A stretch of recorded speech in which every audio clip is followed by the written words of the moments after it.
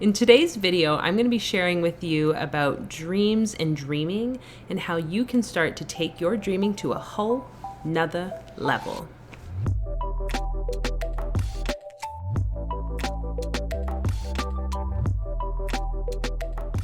Hi there, my name's Fola, and if you're new to my channel, I'm so glad you could join me. And if you're already familiar, welcome back. I would encourage you to hit the subscribe button and the little notification bell so that you're updated on any future releases. And feel free to share this video to anyone you think might benefit from tapping more powerfully into their own dream time. So when we talk about dreams, what kind of comes to mind for you? I know a lot of times people can doubt that they are dreaming. I mean, I was having a conversation with someone recently who said that they never dream. And there's scientific proof showing that we are dreaming up to 4 to 6 hours a night. Whether we're in that rapid eye movement or REM sleep or not, you are constantly in this state of creating. The beautiful thing about shamanism is this idea that we are not just dreaming in the sleep time, but also in the awake time. And that might seem a little weird.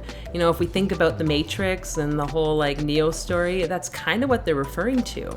It's about waking up to the fact that maybe there's more to this reality than we've been told. And so I was always interested in astral projection, lucid dreaming, and had a little bit of an experience there. But it wasn't until I really dived into the creating through dreams within the shamanic world that I started to see some shifts. And I'm not just talking about creating your world, like manifesting something that you desire. Like, that's great, and you can do that.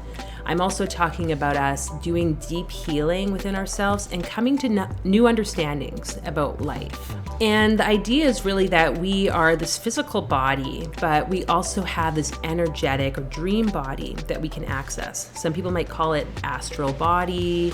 I was talking with someone who was mentioning a soul body or a star body and the star consciousness or soul consciousness.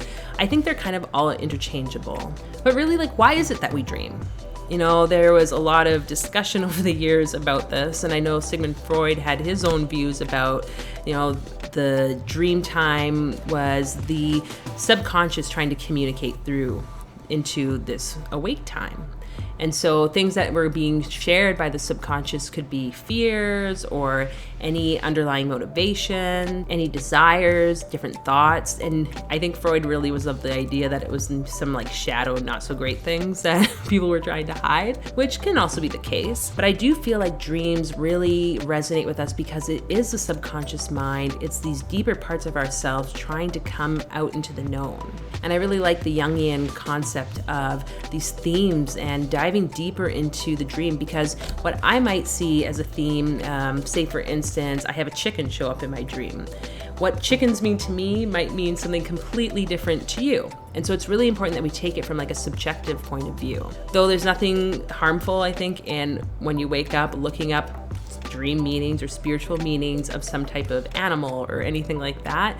Just be mindful, you need to know what it means for you specifically, not what the internet tells you it is. So something I found so helpful in my journey has been to just come to this new understanding, this new acceptance and appreciation for the sleeping dream.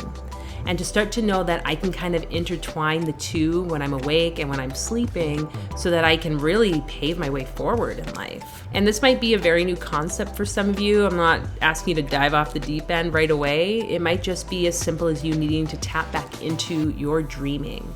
Because let's be honest, I know when I was a kid, I would dream a lot. And I tended to have a lot of kind of scary, nightmarish type dreams and recurring dreams. And that's a whole other topic. But I learned that I was slowly shutting off my ability to dream because I didn't want to be scared. And so that can sometimes be the case for some people. I would really encourage you to just know that it's important for you to acknowledge the dream, not get stuck or wrapped up in all the details of it. But really, we want to look at the energetics, the feelings of what the dream brings up for you when you wake up. So some ways that you can start to tap more into your dreaming would be to, when you wake up, first off, start journaling. Have your journal right beside your bed. As soon as you wake up in the morning, I just say, write. Maybe you don't even remember the whole dream. That's totally fine. Maybe you just remember one little detail, maybe nothing at all. Just start writing whatever comes up. And notice too how your body is feeling.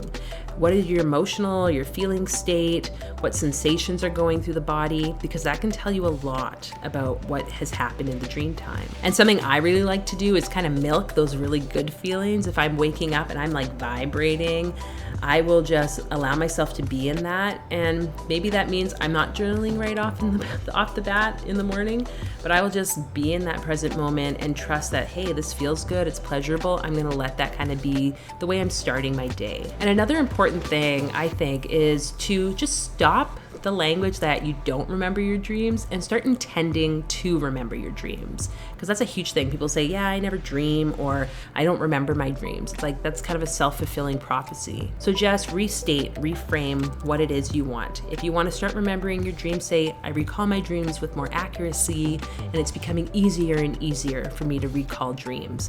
Just replay that in your mind as much as you can. And before you go to bed at night, I would say to set the intention that tonight I'm going to remember my dreams. I think that's actually one of the big steps of preparing to do lucid dreaming, which is where you become like pretty much conscious and aware that you're in a dream state, and you can start moving and controlling your like dream body. But the intention is like, I'm going to wake up and recall and be able to do whatever I want to do in my dream time. So setting the intention is really important. And remember that you can use the dream time to create and manifest or dive deeper into a topic that might be coming up for you. And so if that helps for you to set an intention before you go to bed, write it in your journal, or if you can mentally remember it, just say, this is my intention. So for instance, if there's something that I'm working on in my personal life, maybe I'm having a conflict with a friend, I would just set my intention before bed to get some deeper understandings about